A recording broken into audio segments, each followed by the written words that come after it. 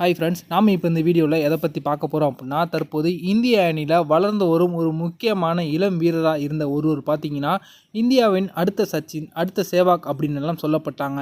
ஆனால் அவங்க ஐபிஎல் ஏலத்தில் எந்த ஒரு அணியுமே அவங்கள ஏலத்தை எடுப்பதற்கு முன் வராததன் காரணத்தினால அவங்க மிகுந்த மன உளைச்சலுக்கு ஆளாகி பார்த்தீங்கன்னா மருத்துவமனையிலே அனுமதிக்கப்பட்டிருக்காங்க.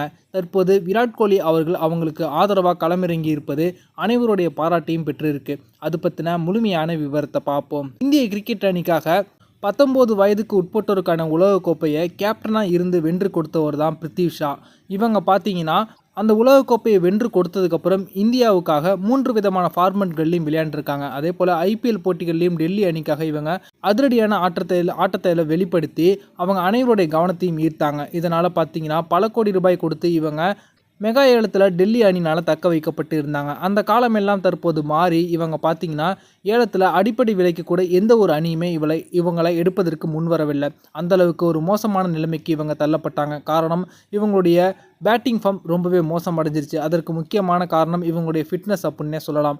உடல் பருமன் தொடர்ந்து அதிகரிச்சுக்கிட்டே இருக்குது. அதில் இவங்க கவனம் செலுத்தாததன் காரணத்தினால இவங்களுடைய பேட்டிங் ஃபார்மும் சுத்தமாக போயிடுச்சு அப்படின்னே சொல்லலாம். முதல் தர போட்டிகளில் கூட இவங்க அதிகமான ரன்களை குவிப்பது கிடையாது. இதனால் தற்போது எந்த விதமான போட்டிகள்லையுமே இவங்க விளையாடுவது ரொம்பவே சிரமப்பட்டு கொண்டிருக்காங்க. தற்போது ஐபிஎல் ஏலத்தில் இவங்களை எந்த ஒரு அணியுமே எடுப்பதற்கு முன் வராததன் காரணத்தினால இவங்க பார்த்திங்கன்னா ரொம்பவே மன உளைச்சலில் இருந்திருக்காங்க. யார்கிட்டையுமே பேசாமல் வீட்டில் தனியார் அறைக்குள்ளே இருந்த இவங்க ஒரு கட்டத்தில் உடல்நிலை ரொம்பவே மோசமாகிடுச்சு. அதன் காரணத்தினால தற்போது இவங்க மருத்துவமனையில் அனுமதிக்கப்பட்டு சிகிச்சை பெற்று கொண்டிருக்காங்க. இது தொடர்பான தகவலை கேட்டறிந்த இந்திய சீனியர் வீரரான விராட் கோலி அவர்கள் பார்த்திங்கன்னா உடனடியாக தொலைபேசி வாயிலாக அவங்கள தொடர்பு கொண்டு பேசி, முதல்ல உன்னுடைய ஃபிட்னஸில் நீ கவனம் செலுத்து, அதற்கு பிறகு உன்னுடைய பேட்டிங் ஃபார்மை நீ மீட்டெடுத்துட்டு வா, நீ திரும்ப வந்துட்ட அப்படின்னா கண்டிப்பாக எல்லா அணியுமே உன்னை எடுப்பதற்கு போட்டி போடுவாங்க.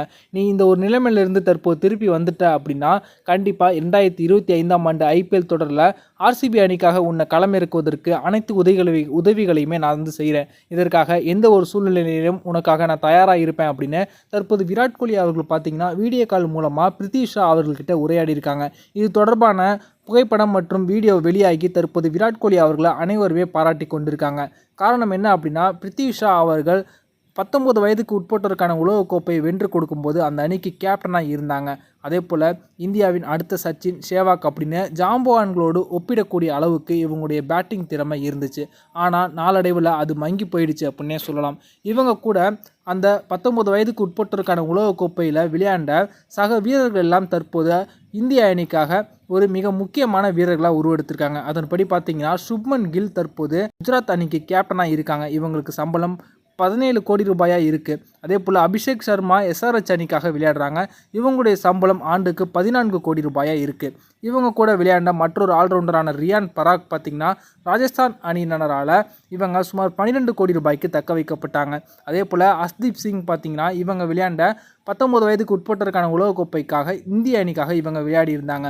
இவங்க இந்த முறை பஞ்சாப் அணியினால் 18 கோடி ரூபாய்க்கு ஏலத்தில் எடுக்கப்பட்டிருந்தாங்க. இப்படி இவங்க கூட விளையாடிய சக வீரர்கள் அனைவருமே தற்போது ஒரு நல்ல நிலைமையில் இருக்கும்போது இவங்களுக்கு இப்படி ஒரு நிலைமை ஏற்பட்டிருப்பது தான் அனைவருக்கும் பரிதாபத்தை ஏற்படுத்தியிருக்கு. இந்த வீடியோ உங்களுக்கு பிடிச்சிருந்துச்சுன்னா லைக் பண்ணுங்கள், ஷேர் பண்ணுங்கள். நன்றி.